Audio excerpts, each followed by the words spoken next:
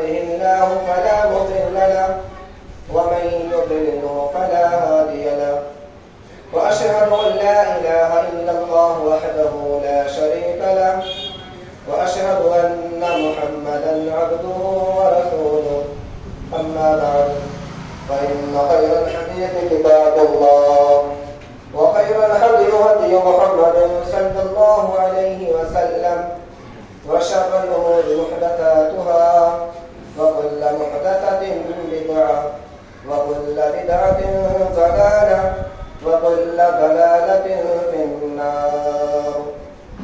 أعوذ بالله من الشيطان الرجيم. بسم الله الرحمن الرحيم. يا أيها الذين آمنوا اتقوا الله وقولوا قولا سديدا يصلح لكم أعمالكم ويغفر لكم ذنوبكم ومن يطع الله ورسوله فقد فاز فوزا عظيما. يا أيها الذين آمنوا اتقوا الله حق تقاته ولا تموتن إلا وأنتم مسلمون. يا أيها الناس اتقوا ربكم الذي خلقكم من نفس واحدة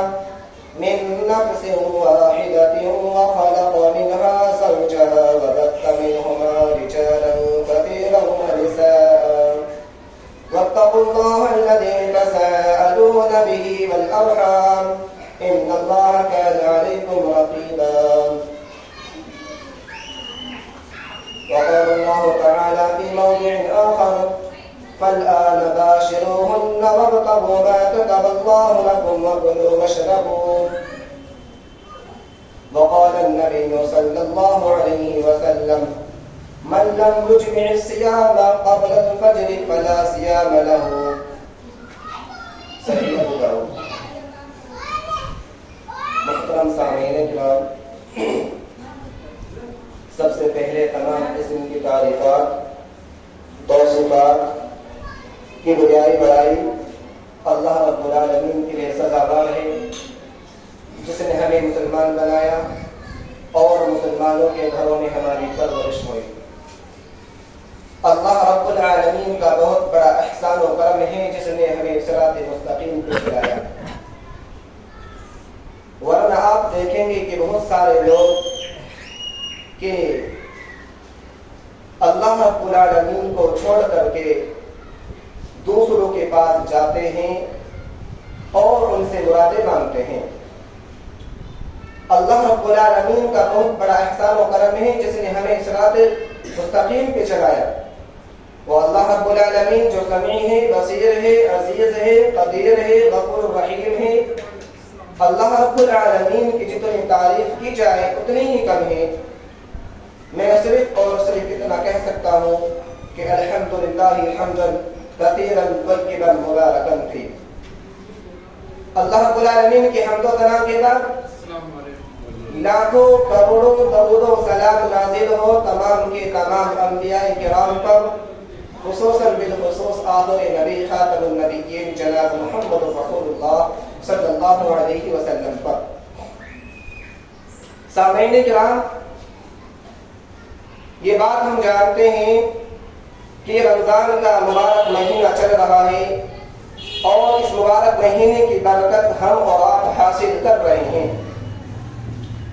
اور اس مبارک مہینے میں ہم اور آپ روزے کا اہتمام کر رہے ہیں، لیکن روزے کی حالت میں ہم کیا کریں اور کیا نہ کریں؟ کن لوگوں کے اوپر روزہ فرض ہے؟ روزے کے ارکان کیا ہیں؟ روزے کے اندر کون کون سی چیزیں کمپلسری ہیں؟ روزے کے اندر کون کون سی چیزیں سنت ہیں؟ کمپلسری تو نہیں لیکن بہتر اور سنت ہے۔ اور روزوں کو خراب کر دینے والی کون کون سی چیزیں ہیں، اور وہ لوگ کون ہیں جن کو رمضان میں روزہ نہ رکھنے کی اجازت ہے؟ تو آئیے سب سے پہلے ہم شروع کرتے ہیں کہ کن لوگوں کے اوپر روزہ فرض ہے۔ تو یاد رکھیں، ان تمام لوگوں پر روزہ فرض ہے جن کے اندر 4 چیزیں پائی جاتی ہیں۔ نمبر 1 اسلام، آدمی مسلمان ہونا چاہیے، غیر مسلم کے اوپر روزہ فرض نہیں ہے۔ نمبر 2 ہے عقل، انسان کے پاس عقل ہو، ہوشیار ہو، پاگل نہ ہو۔ نمبر 3 ہے بالغ، نابالغ بچے کے اوپر روزہ فرض نہیں ہے۔ اور نمبر 4 ہے طاقت، روزے کی طاقت ہونا چاہیے۔ تو یہ 4 چیزیں اسلام، عقل، بالغ اور روزے کی طاقت، جب یہ 4 چیزیں پائی جائیں گی تبھی روزہ فرض ہے۔ کسی کافر یا مرتد کے اوپر، کسی پاگل کے اوپر، کسی بچے کے اوپر، کسی بڑے بوڑھے اور ایسے آدمی کے اوپر جس کے صحیح ہونے کی امید نہ ہو تو اس سے روزے کا مطالبہ نہیں کیا جائے گا۔ البتہ 7 برس کے بچوں کو روزہ رکھوانا چاہیے، جیسا کہ نماز کی عادت ڈلواتے ہیں ویسے ہی روزے کی عادت ڈلوانی چاہیے تاکہ وہ روزے کے عادی ہو سکے۔ اب آئیے ہم شروع کرتے ہیں کہ روزے کے ارکان کیا ہیں۔ تو یاد رکھیے روزے کے 2 ارکان ہیں جن کے بغیر روزہ درست نہیں ہے۔ پہلا رکن ہے روزے کی نیت کرنا، اللہ رب العالمین کے حکم کی دل سے پکا ارادہ کرنا۔ دل سے پکا ارادہ کرنے کا نام نیت ہے، اور یہ نیت آپ کو رات میں ہی کرنا ہے، یعنی فجر کے طلوع ہونے سے پہلے پہلے آپ کو روزے کی نیت کر لینی چاہیے۔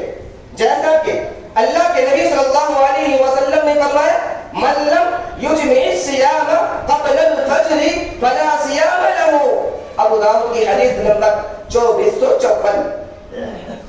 اللہ کے نبی صلی اللہ علیہ وسلم نے فرمایا کہ جس شخص نے فجر سے پہلے روزے کی نیت نہیں کی ہے فلا صیام له، تو اس کا روزہ نہیں ہے۔ لیکن یہ بات ذہن نشین کر لیجیے گا، یہ بات یاد رکھیے کہ نیت دل کے ارادے کا نام ہے، زبان سے نیت کرنا یہ بدعت ہے۔ بس اتنا احساس کر لینا ہے کہ کل ہمیں روزہ رکھنا ہے، بلکہ اگر سحری بھی کھا رہے ہیں اس مقصد کے لیے تب بھی روزے کی نیت ہی مانی جائے گی۔ لیکن آج ہمارے مسلم معاشرے میں ایک جو دعا ہے، مشہور دعا ہے، اور کہتے ہیں کہ اگر اس دعا کو نہیں پڑھی ہے تو روزہ نہیں مانا جائے گا۔ وہ دعا کیا ہے؟ وَبِصَوْمِ غَدٍ نَوَيْتُ مِنْ شَهْرِ رَمَضَانَ، اور یہ کسی بھی صحیح حدیث سے ثابت نہیں ہے، یہ من گھڑت روایت ہے۔ لیکن افسوس تو اس بات کا بھی ہوتا ہے کہ اگر اس دعا پر ہم غور کریں اور اس دعا کے معنی اور میننگ پر ہم توجہ ڈالیں تو ہمیں پتا چلتا ہے کہ روزہ تو ہم آج رکھ رہے ہیں، لیکن ہماری نیت جو ہو رہی ہے وہ کل کے آئندہ روزے کی نیت ہو رہی ہے۔ یہ تو عقل بھی گوارا نہیں کرتی ہے، یعنی کہ میں نیت کرتا ہوں کل کے روزے کی اور ہم روزہ رکھ رہے ہیں آج، تو یہ دعا غلط ہے، یہ کسی بھی صحیح حدیث سے ثابت نہیں ہے۔ بس اتنا کہہ لینا کافی ہے کہ کل ہمیں روزہ رکھنا ہے، بلکہ اگر سحری بھی کھا رہے ہیں اس مقصد کے لیے تو وہ بھی نیت ہی مانی جائے گی۔ دوسرا رکن جس کے بغیر روزہ درست نہیں ہے کہ روزے کو توڑنے والی ان تمام چیزوں سے رک جانا ہے۔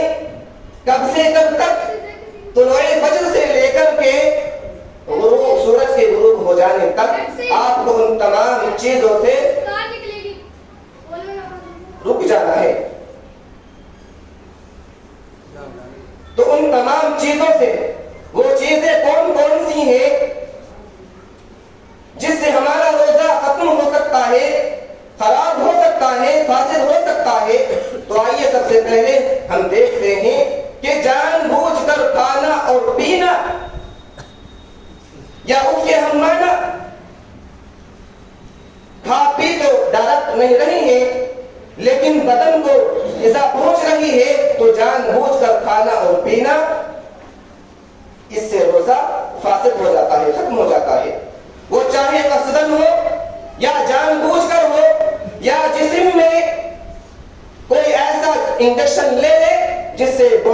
طاقت آئے یا جسم کے اندر جان بوجھ کر کے خون چڑھائے تو اس سے آدمی کا روزہ خراب ہو جاتا ہے۔ دلیل کیا ہے؟ اللہ رب العالمین نے سورہ بقرہ کی آیت نمبر 187 میں فرمایا کہ فَالْآنَ بَاشِرُوهُنَّ، کہ اب تم اپنی بیویوں سے مباشرت کر سکتے ہو، وَابْتَغُوا مَا كَتَبَ اللَّهُ لَكُمْ، اور اللہ رب العالمین نے تمہارے لیے جو لکھ رکھا ہے اسے تلاش کر سکتے ہو، وَكُلُوا وَاشْرَبُوا، اور کھا سکتے ہو اور پی سکتے ہو، حَتَّى يَتَبَيَّنَ لَكُمُ الْخَيْطُ الْأَبْيَضُ مِنَ الْخَيْطِ الْأَسْوَدِ مِنَ الْفَجْرِ، یہاں تک کہ سفید دھاگا سیاہ دھاگے سے الگ ہو جائے، یعنی فجر کا وقت شروع ہو جائے۔ ثم اقیموا الصیام الی اللیل، پھر رات تک یعنی رات کے شروع ہونے سے پہلے آپ اپنا روزہ مکمل کر لیں۔ تو اس سے مراد یہ ہے کہ سورج فجر کے طلوع ہونے سے لے کر کے سورج کے غروب ہو جانے تک آپ کو ان تمام چیزوں سے رک جانا ہے جو روزے کو فاسد کر دیتی ہیں، روزے کو ختم کر دیتی ہیں، روزے کو خراب کر دیتی ہیں۔ لیکن اگر کوئی آدمی بھول کر کے کوئی چیز کھا لے اور پی لے تو کوئی حرج کی بات نہیں۔ دلیل کیا ہے؟ اللہ کے نبی صلی اللہ علیہ وسلم فرماتے ہیں کہ اگر کوئی شخص بھول کر کے کوئی چیز کھا لے اور پی لے تو اس کو چاہیے کہ وہ اپنے روزے کو مکمل کر لے، کیونکہ اللہ رب العالمین نے اس کو کھلایا ہے۔ صحیح بخاری کی حدیث نمبر 6669 اور صحیح مسلم کی حدیث نمبر 1155۔ اسی طریقے سے روزے کو ہر وہ چیز خراب کر دیتی ہے، فاسد کر دیتی ہے جو ناک کے راستے کو جائے۔ چنانچہ حضرت لقیط بن تمرہ رضی اللہ عنہ سے روایت ہے کہ اللہ کے نبی صلی اللہ علیہ وسلم نے فرمایا کہ جب تم وضو کرو تو ناک میں اچھی طریقے سے پانی کھینچو، الا ان تکون صائما، الا یہ کہ تم روزے کی حالت میں ہو۔ روزے کی حالت میں ایسا نہ کرو، یعنی کہ اگر روزے کی حالت میں ہوئے تو آرام سے وضو کرے، ناک میں آرام سے پانی پہنچائے، اور اگر روزے کی حالت میں نہیں ہے تو اچھی طریقے سے ناک میں پانی کھینچے۔ اسی طریقے سے روزے کو فاسد کرنے والی مباشرت کرنا، اپنی بیوی سے ہمبستری کرنا، اس کی وضاحت اللہ رب العالمین نے سورہ بقرہ کی آیت نمبر 187 میں فرمایا کہ روزے کی حالت میں تم اپنی بیویوں سے ملاقات نہ کرو۔ چنانچہ صحیح بخاری کی حدیث نمبر 6057 اور صحیح مسلم کی حدیث نمبر 1111 کے اندر حضرت ابو ہریرہ رضی اللہ عنہ کہتے ہیں کہ ہم اللہ کے نبی صلی اللہ علیہ وسلم کے پاس بیٹھے ہوئے تھے تو ایک آدمی اللہ کے نبی کے پاس آیا اور کہا کہ اللہ کے نبی میں برباد ہو گیا ہوں، میں تباہ ہو گیا ہوں۔ تو اللہ کے نبی نے کیا کہا کہ آخر تمہیں کیا ہوا ہے؟ تو اس آدمی نے کہا کہ اللہ کے رسول میں نے روزے کی حالت میں اپنی بیوی سے ہم بستری کر لی ہے۔ تو اللہ کے نبی صلی اللہ علیہ وسلم نے اس آدمی سے کہا کیا تم ایک گردن آزاد کر سکتے ہو؟ کیا تم ایک غلام آزاد کر سکتے ہو؟ تو اس آدمی نے کہا کہ اللہ کے رسول مجھے اس کی طاقت نہیں ہے۔ اس کے بعد اللہ کے نبی صلی اللہ علیہ وسلم نے اس آدمی سے کہا کیا تم 60 دن کے مسلسل 2 مہینے کے روزے رکھ سکتے ہو؟ تو اس آدمی نے کہا اللہ کے رسول مجھے اس کی بھی طاقت نہیں ہے۔ اس کے بعد اللہ کے نبی نے اس آدمی سے کہا کیا تم 60 مسکین کو کھانا کھلا سکتے ہو؟ تو اس آدمی نے کہا کہ اللہ کے رسول مجھے اس کی بھی طاقت نہیں ہے۔ اس کے بعد راوی کہتے ہیں کہ ہم اللہ کے نبی کے پاس بیٹھے رہے، یہاں تک کہ اللہ کے نبی صلی اللہ علیہ وسلم کے پاس ایک کھجور کا ٹوکرا لایا گیا اور اللہ کے نبی نے کہا کہ وہ آدمی کہاں ہے جو مسئلہ پوچھ رہا تھا؟ اس آدمی نے کہا کہ اللہ کے رسول میں حاضر ہوں۔ اللہ کے نبی نے کہا کہ اس ٹوکرے کو لے جاؤ اور جا کر کے تقسیم کر دو۔ تو اس آدمی نے کہا کہ اللہ کے رسول، مدینہ کے اندر اگر سب سے زیادہ غریب کوئی آدمی ہے، اگر سب سے زیادہ غریب کسی کا گھر ہے تو وہ میرا گھر ہے۔ تو اللہ کے نبی ہنس پڑے، اللہ کے نبی صلی اللہ علیہ وسلم کے دانت ظاہر ہونے لگے۔ اللہ کے نبی نے کہا کہ تم اس کھجور کے ٹوکرے کو لے جاؤ اور اپنے اہل خانہ میں تقسیم کرو۔ تو اس حدیث سے ہمیں معلوم ہوا کہ اگر کوئی آدمی روزے کی حالت میں اپنی بیوی سے جمع کر لیتا ہے تو اسے کفارہ کرنا لازمی ہے اور روزے کی قضا بھی لازمی ہے۔ کفارہ کیا ہے؟ دوبارہ سن لیجیے۔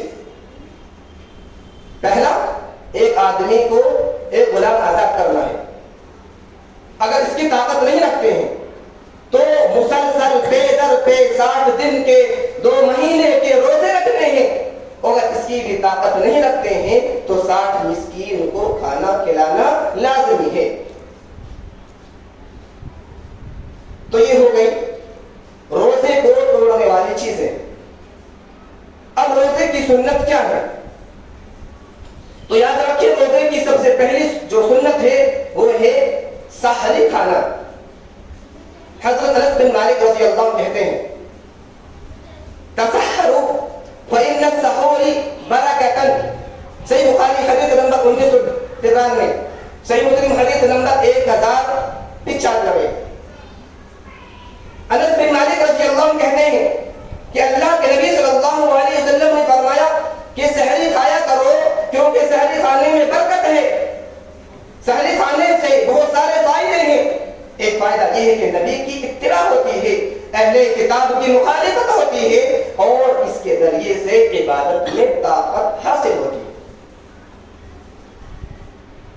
سحری پوری کی پوری برکت ہے، اس لیے اسے مت چھوڑا کرو، چاہے پانی کا ایک گھونٹ ہی کیوں نہ ہو، کیونکہ اللہ رب العالمین کے اوپر، اللہ رب العالمین اس آدمی کے اوپر رحمتیں بھیجتا ہے جو سحری کھاتا ہے، اور اللہ رب العالمین کے فرشتے اس کے لیے دعائیں کرتے ہیں۔ سحری تاخیر سے کھانا افضل ہے، جیسا کہ زید بن ثابت رضی اللہ عنہ کہتے ہیں کہ ہم نبی کریم صلی اللہ علیہ وسلم کے پاس بیٹھ کر کے سحری کھا رہے تھے اور اس کے بعد اللہ کے نبی نماز کی طرف چلے۔ انس بن مالک رضی اللہ عنہ کہتے ہیں کہ میں نے پوچھا سحری اور اذان کے درمیان کتنا وقفہ ہوتا تھا؟ تو زید بن ثابت کہتے ہیں کہ 50 آیات کے بقدر۔ مطلب کہ سحری کھانے کے بعد اور اذان کے درمیان جو وقفہ ہوتا تھا وہ 50 آیتوں کا وقفہ ہوتا تھا۔ ایک آدمی اگر 50 آیتوں کی تلاوت کر سکتا ہے، ایک آدمی اگر 50 آیتوں کی تلاوت کرے تو تقریباً 10 سے 15 منٹ لگیں گی، جس کی رفتار ٹھیک ٹھاک ہے، صحیح ہے۔ اور اگر چھوٹی آیتیں ہیں تو کم وقت لگے گا۔ اسی طریقے سے اگر کوئی آدمی رات کو سوتے وقت روزے کی نیت کر لی ہے اور صبح سحری کے لیے بیدار نہ ہو سکا تو وہ بغیر کچھ کھائے پیے روزے کو مکمل کرے، وہ روزہ صحیح ہوگا۔ اسی طریقے سے اگر کسی آدمی پر غسل واجب ہو گیا ہے اور سحری کا وقت کم ہے تو وضو کر کے سحری کھا لے، اس کے بعد غسل کرے اور نماز ادا کرے، جیسا کہ حضرت ام سلمہ رضی اللہ عنہا اور حضرت عائشہ رضی اللہ عنہ کہتی ہیں کہ بعض اوقات نبی کریم صلی اللہ علیہ وسلم فجر کے وقت بیدار ہوتے تھے اور آپ صلی اللہ علیہ وسلم اپنے گھر والوں سے جنبی ہوتے تھے، اس کے بعد اللہ کے نبی غسل کرتے اور روزے کو پورا کرتے۔ اس حدیث سے ہمیں دو باتیں معلوم ہوئی۔ ایک بات یہ ہے کہ اگر کسی پر غسل واجب ہو گیا ہے اور سحری کا وقت کم ہے تو پہلے سحری کر لے، اس کے بعد غسل کر کے نماز ادا کرے۔ اور دوسری بات یہ معلوم ہوئی کہ اللہ کے نبی صلی اللہ علیہ وسلم رمضان کی راتوں میں آرام کیا کرتے تھے؟ لیکن آج ہمارے مسلم معاشرے میں دیکھا جائے کہ آج عشاء کی نماز پڑھنے کے بعد پوری رات کھیلتے ہیں، تماشا کرتے ہیں اور سحری کے وقت کھانا کھا کر کے سو جاتے ہیں۔ اگر آپ عشاء کی نماز سے فارغ ہو گئی ہیں تو آپ آرام کریں اور سحری کے وقت اٹھیں اور سحری کھائیں اور فجر کی نماز ادا کریں، اور اگر اس کے بعد سونا چاہے تو سو سکتے ہیں۔ اسی طریقے سے افطاری کا وقت کب شروع ہوتا ہے؟ افطاری کا وقت جب سورج غروب ہو جائے تو فوراً افطاری کر لینا چاہیے، کیونکہ اللہ کے نبی صلی اللہ علیہ وسلم نے فرمایا کہ جو لوگ افطاری میں جلدی کرتے ہیں ان کے ساتھ بھلائی ہوتی ہے، وہ خیر میں رہتے ہیں۔ لیکن آج ہمارے یہاں الٹا ہو رہا ہے، جبکہ اللہ کے نبی صلی اللہ علیہ وسلم نے ہمیں اور آپ کو یہ پیغام پہنچایا ہے کہ افطاری کے وقت جلدی کریں اور سحری تاخیر کریں، لیکن یہاں الٹا ہے، سحری جلدی سے کی جاتی ہے اور افطاری میں تاخیر کیا جاتا ہے۔ کیوں؟ کہا جاتا ہے کہ احتیاط برتیں۔ یہ کون سی دلیل ہے؟ آپ کے پاس گھنٹہ ہے، موبائل ہے، سرچ کریں اور وقت دیکھیں اور تلاش کریں کہ سورج کس وقت غروب ہو رہا ہے۔ اگر سورج 6:35 پر غروب ہو رہا ہے تو آپ کو فوراً افطاری کر لینی چاہیے، اس میں 2-4 منٹ کی تاخیر نہیں کریں، کیونکہ اس سے روزہ فاسد ہو سکتا ہے، روزے کو نقصان پہنچ سکتا ہے۔ تو افطاری میں جلدی کیا جائے اور سحری تاخیر سے کریں۔ اب افطاری کس چیز سے کریں؟ تازہ کھجورے ہیں، اگر تازہ کھجورے نہیں ہیں تو پرانی کھجورے ہیں، اگر پرانی بھی کھجور نہیں ہے تو پانی کے چند گھونٹ سے آپ افطاری کر لیں۔ جیسا کہ انس بن مالک رضی اللہ عنہ کہتے ہیں کہ ہم اللہ کے نبی صلی اللہ علیہ وسلم کے پاس مغرب سے کچھ دیر پہلے بیٹھتے تھے اور اللہ کے نبی تازہ کھجوروں سے افطاری کرتے، اور اگر تازہ کھجوریں نہیں ہوتی تھی تو پرانی کھجوروں سے افطاری کرتے، اور اگر پرانی کھجور بھی نہیں ہے تو پانی کے چند گھونٹ سے افطاری کر لیتے۔ یہ سنت کو بہتر ہے۔ افطاری کی دعا کیا ہے؟ جیسا کہ ابن عمر رضی اللہ عنہ کہتے ہیں کہ اللہ کے نبی صلی اللہ علیہ وسلم نے فرمایا کہ جب آپ افطاری کریں تو یہ دعا پڑھیں، ذهب الظمأ وابتلت العروق وثبت الاجر ان شاء اللہ۔ پیاس بجھ گئی اور رگیں تر ہو گئی اور اللہ نے چاہا تو اجر بھی ثابت ہو گیا۔ تو یہ افطاری کی دعا ہے، اگر آپ کو یاد نہیں ہے تو آپ یاد کر سکتے ہیں۔ سامعین کرام، یہ روزے کے تعلق سے میری چند باتیں تھی جو آپ کے سامنے رکھی قرآن و حدیث کی روشنی میں۔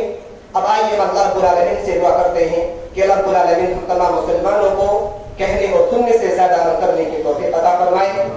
الہ العالمین، یہ مبارک مہینہ چل رہا ہے، اس مبارک مہینے میں ہمیں زیادہ سے زیادہ روزے کا اہتمام کرنے کی اور زیادہ سے زیادہ عبادت کرنے کی توفیق عطا فرمائے، زیادہ سے زیادہ قرآن کی تلاوت کرنے کی توفیق عطا فرمائے۔ الہ العالمین، جو مسلمان بھائی پریشان حال ہیں، الہ العالمین ان سب کی پریشانی کو دور فرمائے۔ الہ العالمین، جو مسلمان بھائی ناحق مقدمات میں جیلوں میں پھنسے ہوئے ہیں، الہ العالمین ان سب کی رہائی کا سامان نصیب فرمائے۔ الہ العالمین، جب تک ہمیں زندہ رکھے اسلام پر زندہ رکھ، اور جب ہمارا خاتمہ ہو تو اسلام پر ہو۔ آمین۔ وآخر دعوانا ان الحمد للہ رب العالمین۔